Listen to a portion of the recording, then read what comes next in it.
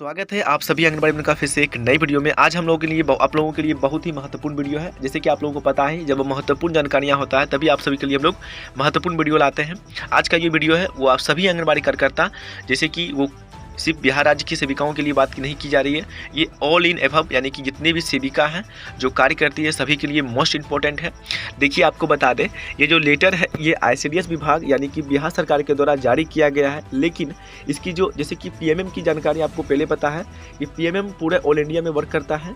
भले ही ये बिहार सरकार यहाँ पर एक्टिव है और इनका नोटिफिकेशन जारी किया गया है। यहाँ पर आप लोग संलग्न पढ़िएगा तो देखिए महिला एवं बाल विकास भारत सरकार यानी कि भारत सरकार का आदेश है, पूरे राज्य में कार्य करेगा। तो देखिए अब आपको समझना है क्या है। देखिए सबसे पहले आप लोग देख सकते हैं यहाँ पर कि दिनांक 12/3 को यहाँ पर लेटर जारी किया गया है, जो कि ICDS के द्वारा निदेशक यहाँ पर है ICDS और इसके सहायक हैं PMM VY, उनके द्वारा ये लेटर को जारी किया गया है, जो कि बहुत ही महत्वपूर्ण है। आपको हम बता दें, पिछले कुछ दिनों से आप लोगों को प्रॉब्लम हो रहा होगा PMM VY पर फॉर्म भरना, आपको ट्रैकिंग करना, या तो आप लोग उसमें लॉगिन नहीं कर पा रहे होंगे। सारे चीज़ों को बता दें आपको कि उसमें अभी मुख्य अपडेट जारी किए गए हैं। 10 महत्वपूर्ण बदलाव PMM के वेबसाइट पर देखने को मिलेंगे आपको। सबसे पहले आपको बदलाव क्या क्या है, सभी चीज़ों का आपको इसमें कवर किया गया है। ये लेटर यहाँ पर जारी किया गया है। देखिए विषय यहाँ पर आपको दिख रहा होगा कि सबसे पहले देखिए यहाँ पर किनको लेटर किया है, सभी जिला प्रोग्राम पदाधिकारी एवं सभी DPO CDPO को भेजा गया है। विषय आप लोग देख सकते हैं यहाँ पर बोला गया है कि PMM सॉफ्ट MIS में नई फीचर लाने के संबंध में, यानी कि जो PMM का पेट्रोल है उस पर नई फीचर लाए गए हैं, इसलिए आप लोगों को जानना बेहद जरूरी है। देखिए यहाँ पर सबसे पहले बताया गया उपयुक्त विषय के संबंध में पत्र के कहना है कि PMM पोर्टल में कुछ नए सुधार एवं फीचर लाए गए हैं, जो कि निम्नवत आपको दी गई है। अब देखिए इसमें कुछ नए सुधार भी हैं, कुछ नए फ्यूचर भी हैं, जो कि आपको जानना बेहद ज़रूरी है। क्योंकि अभी आंगनबाड़ी कार्यकर्ता क्या है, वो लॉगिन करना चाह रही है, या तो जो लाभार्थी है यानी कि सिटीजन लॉगिन जो कार्यकर्ता है वो भी इसमें करना चाह रही है, लेकिन वो भी इसमें लॉगिन नहीं कर पा रही है। बस इन्हीं कारणों की वजह से कोई भी फॉर्म अभी नहीं भरा जाएगा, क्योंकि फॉर्म बहुत सारा हो चुका है, लेकिन सभी फॉर्म का वैलिडेशन खराब है, यानी कि कोई भी फॉर्म ये अप्रूवल नहीं हो पा रहा है कि कौन भरा है नहीं भरा है। इसलिए ये सभी अध्यापन को लागू किया गया है, नई फीचर को लागू किया गया है। समझिए सभी चीज़ों को आप लोग बारी बारी से देखिए। सबसे पहला अपडेट आपको देखने को मिल रहा है यहाँ पर, जिसमें बोला जा रहा है कि OTP मैसेज लॉगिन सभी स्तरों पर कर दिया गया है, यानी कि वन टाइम पासपोर्ट का लॉगिन मैसेज जो है सभी यूजर को दे दिया गया है, यानी कि ताकि वो सिटीजन लॉगिन का हो, चाहे PMM आंगनबाड़ी कार्यकर्ता हो, चाहे वो SNO हो, चाहे SO हो, यानी कोई भी हो जो PMM में लॉगिन करके फॉर्म या कुछ भी देखना चाहेंगे तो उनको अब OTP से वेरीफाइड करना होगा, यानी कि हर समय उनको लॉगिन के लिए OTP उनको मोबाइल पर भेजा जाएगा, जो कि बिल्कुल सिक्योर कर दिया गया है। बिना OTP आप कोई भी लॉगिन नहीं कर सकता है, ये पहला फीचर दिया गया है। दूसरा आपको यहाँ पर देखने को मिल रहा होगा, दूसरा मैं आपको बता दें हम लोग को यहाँ पर देखिए, दूसरा आपको बोला जा रहा है कि पासपोर्ट परिवर्तन करना अनिवार्य कर दिया गया है। यानी कि पासपोर्ट परिवर्तन मतलब कि आपको क्या है, PMM के पोर्टल पर आप कोई भी मतलब लॉगिन कार्यकर्ता हो, आपको जो है पासपोर्ट आपको चेंज करना होगा, क्योंकि विभाग जो पासपोर्ट दिया गया है वो सभी का सेम था, यानी कि टेस्ट यानी कि ये टेस्ट किया जा रहा था, तो ये सभी का पासपोर्ट सेम था और अभी तक सेविका जो है पासपोर्ट चेंज नहीं की है। तो चलिए आप लोग पासपोर्ट चेंज कीजिएगा, तभी आप लोग इसमें कार्य कर पाइएगा और आपका फॉर्म वेरीफाई होगा, नहीं तो आपका कोई भी कार्य नहीं होगा। तो इसमें बोला गया है कि आपको पासपोर्ट आपको अनिवार्य कर दिया गया है चेंज करना, जैसे कि आपको पासपोर्ट कर दिया गया है, जैसे पोषण टेकन में आप लोगों को आधार वेरिफिकेशन अनिवार्य कर दिया गया था, उसी प्रकार सेम प्रोसेस में आपको इसमें पासपोर्ट अनिवार्य किया गया है। बिना पासपोर्ट के आप इसमें लॉगिन नहीं कर पाएंगे। तो देखिए आप लोगों को पासपोर्ट चेंज करना होगा, कैसे चेंज करना होगा, इसी के टॉपिक के आपको हम विशेष वीडियो में इसमें लाए हैं। आपको हम स्टेप बाय स्टेप इस वीडियो में आपको हम बताएंगे कि कैसे आप चेंज कीजिएगा अपना पासपोर्ट। यदि आपका चेंज भी है फिर भी आप लॉगिन नहीं कर पा रहे होंगे, तब भी हम आप लोगों को इस वीडियो में पूरा प्रोसेस आपको दिखाएंगे। देखिए आप दूसरा हम लोग का जो तीसरा है, जो कि बहुत ही महत्वपूर्ण है, इसमें बताया जा रहा है कि लाभों का पंजीकरण अब महिला प्रवेशिका यानी कि LS जो है वो अब नहीं कर पाएगी। ये सेविकाओं के लिए बेहद अच्छी है, क्योंकि सेविका क्या करती थी, नहीं भर पाती थी और उनका फॉर्म जो है LS भर देती थी, जिससे कि सेविका का जो भी चार्ज बनता है 200, 300, 250 वो आपको नहीं मिल पाता था। अब क्या कर दिया गया है कि अब LS से ये ऑप्शन जो हटा लिया गया है, जो कि अब LS वहाँ की जो भी कार्यकर्ता होगी, यानी कि LS जो है वो अब लाभार्थी का किसी भी लाभार्थी का फॉर्म नहीं भर सकती है। ऐसा नहीं है कि जो भर दी है उसका नहीं होगा, जो भर दी है उनका हो जाएगा। उनका पेमेंट अगर सही रहा तो उनको मिल जाएगा, यदि नहीं रहा तो उनके जो नीचे जिस भी आंगनबाड़ी कार्यकर्ता को वो सिलेक्ट की होंगी उस आंगनबाड़ी कार्यकर्ता का सपोर्ट कर दिया जाएगा, यानी कि उन्हीं को चला जाएगा। ठीक है, इस प्रकार से आपका तीसरा अपडेट लाया गया है। चौथा जो हम लोग का अपडेट है वो बोला गया है कि एक मोबाइल से जो प्रथम बच्चों के लिए आप लोग भरिएगा तो एक ही बार आपको भरना होगा, यानी कि एक मोबाइल नंबर का आपको प्रथम बच्चा के लिए एक बार इस्तेमाल करना है। उसी प्रकार से पाँचवा आपका दिया गया है कि एक मोबाइल नंबर के लिए आपका दूसरी कन्या के लिए आपका एक ही मोबाइल नंबर यूज होना होगा, यानी कि एक मोबाइल नंबर से आप लोग एक ही लाभार्थी का फॉर्म भर पाएंगे, ऐसा अपडेट आ चुका है। यानी कि एक मोबाइल नंबर से सिर्फ एक लाभार्थी का फॉर्म भरना है आपको।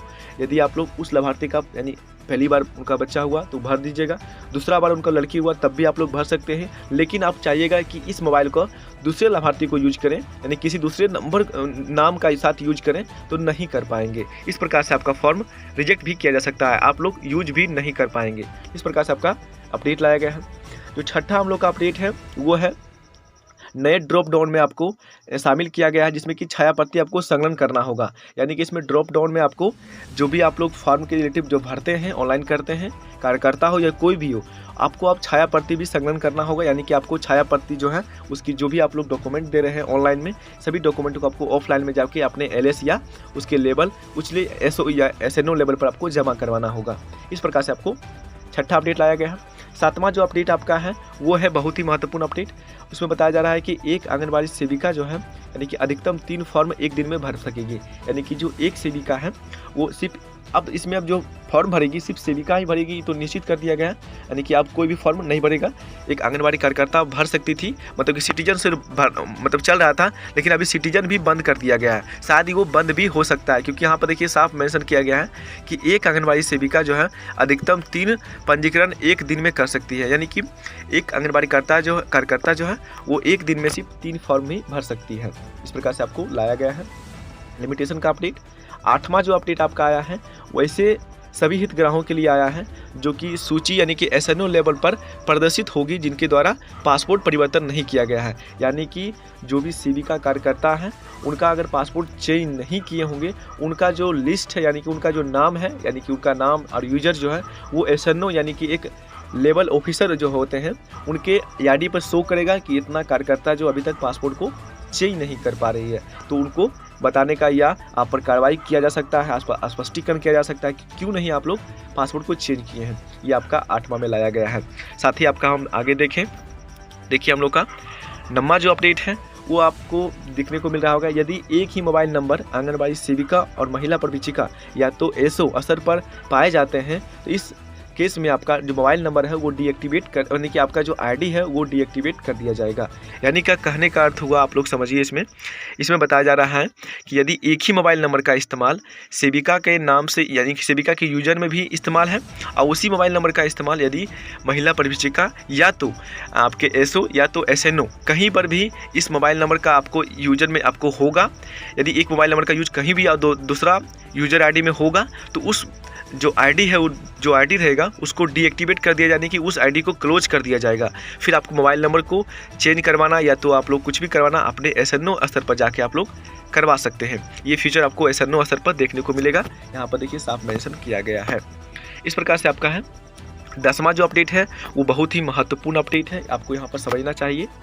अब आपका 10वां जो अपडेट बताया जा रहा है वो बताया जा रहा है वित्तीय वर्ष यानी कि जो पिछले वर्ष का जो PMM ओल्ड फॉर्म जो भरा गया था, जो कि ऑनलाइन या ऑफलाइन जो भी आप लोग भरे होंगे उसका बारे में बताया जा रहा है कि उसको सुधारने हेतु या तो जिनका पेमेंट नहीं मिला है उनका परिवर्तन करना है। इसलिए सुवर्ण प्रसंग हेतु भारत सरकार के पत्रांक पत्र के इसके साथ संलग्न किया जा रहा है, यानी कि उसको भेजा जा रहा है ताकि PMM पोर्टल पर सुचारू रूप से कार्य हो सके। यानी कि उसका भी जल्द से होगा और सभी चीज़ों को वहाँ पर देखिए बताया जा रहा है कि PMM पोर्टल पर सही से काम हो सके, इसलिए इन सभी चीज़ों को अपडेट किया गया है और सभी कार्यकर्ता को समझना बेहद ज़रूरी है और इन सभी चीज़ों को आपको फॉलो करना होगा।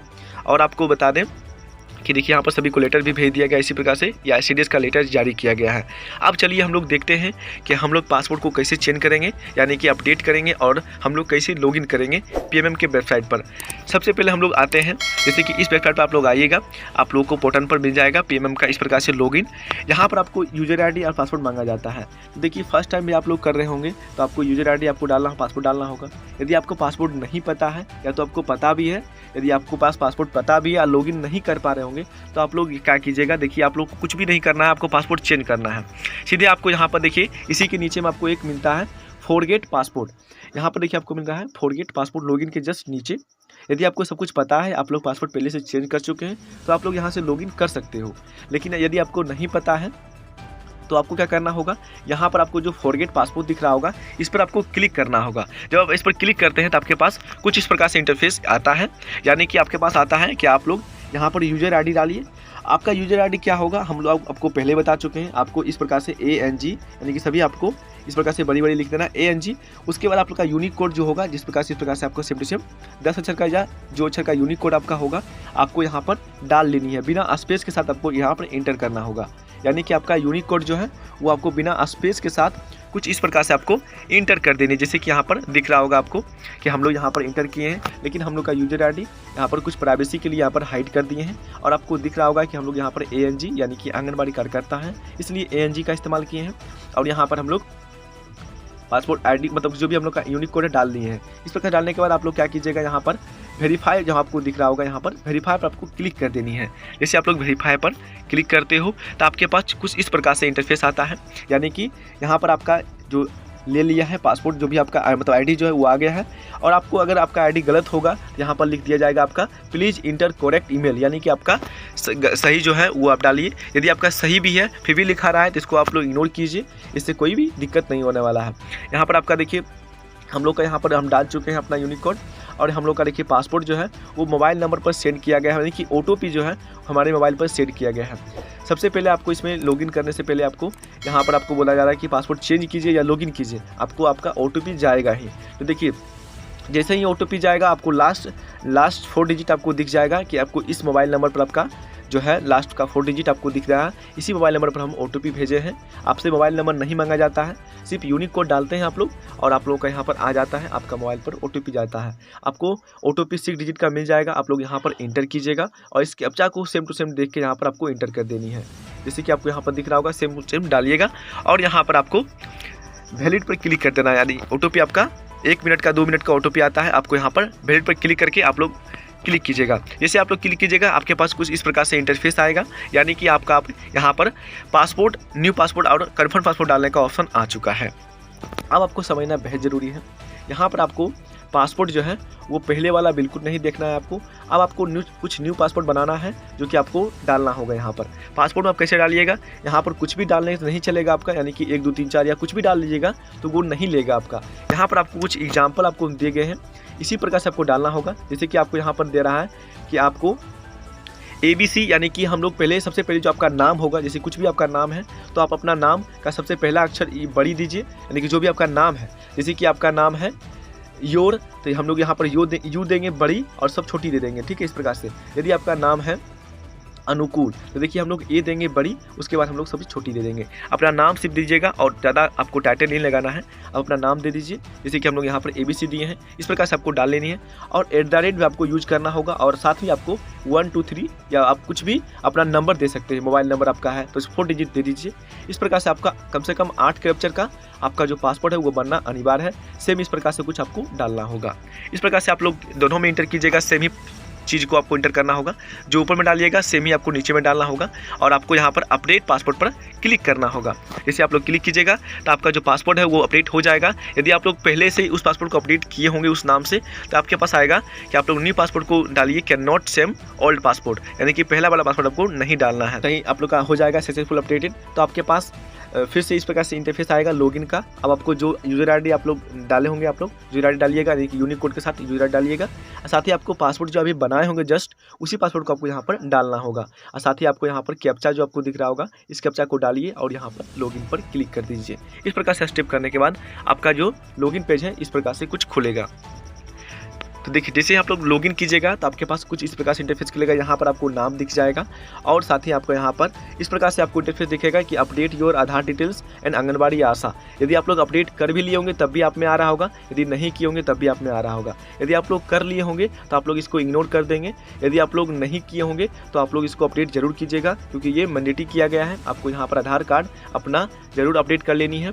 यहाँ पर आपको आधार कार्ड कैसे अपडेट करनी है, कैसे आपको इसमें सब कुछ करना होगा, इसके बारे में हम लोग पहले भी वीडियो बना चुके हैं। तो आपको आई बटन पर हमारा वीडियो मिल जाएगा, आप लोग इस पर क्लिक करके या तो हमारे चैनल को सब्सक्राइब करते हैं आप लोग, तो आपको वीडियो मिल जाएगा, आप लोग आराम से देख सकते हो। इस प्रकार से आप लोग अपडेट कर लीजिएगा। यदि आप लोग अपडेट कर लिए होंगे तो आप लोग जांच करना चाहेंगे कि मेरा अपडेट है या नहीं आया, तो आप लोग सिर्फ यहाँ पर आधार नंबर डालिएगा तो आपको बता देगा कि आपका जो डिटेल्स है वो ऑलरेडी भरा जा चुका है। इस प्रकार से जांच भी कर सकते हैं। उसके बाद आप लोग क्या करना है, डाटा एंट्री पर यानी कि यहाँ पर जो आपको 3 डॉट दिख रहा होगा इस पर क्लिक कीजिएगा। उसके बाद साथ ही आपको यहाँ पर डाटा एंट्री पर क्लिक करके और यहाँ पर बेनिफिशियरी रजिस्टर पर आपको आ जाएगा और यहाँ से आप लोग फॉर्म भरना स्टार्ट कर सकते हैं।